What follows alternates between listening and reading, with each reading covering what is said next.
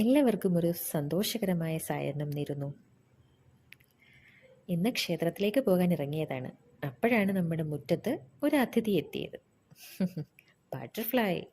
പിന്നെ അതിനോട് കുറച്ച് കൊച്ചു വർത്തമാനമൊക്കെ നടത്തി. ഇങ്ങനെ നിന്നാ പറ്റില്ല, എൻ്റെ കലാപരിപാടി നടക്കട്ടെ അല്ലേ. ഇതാണ് പൂജപ്പുര. തിരുവനന്തപുരത്തിൻ്റെ പ്രധാന നഗരങ്ങളിലൊന്നാണ് പൂജപ്പുര. പൂജപ്പുര എന്ന പേര് വന്നത് പൂജ ചെയ്യുന്ന സ്ഥലം എന്ന അർത്ഥത്തിലാണ്.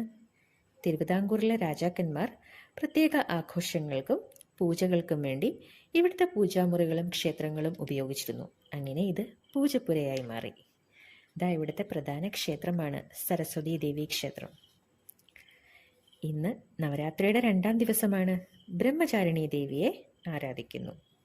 അവൾ ഭക്തിയുടെ, സമാധാനത്തിൻ്റെ, ആത്മവിശ്വാസത്തിൻ്റെ പ്രതീകമാണ്.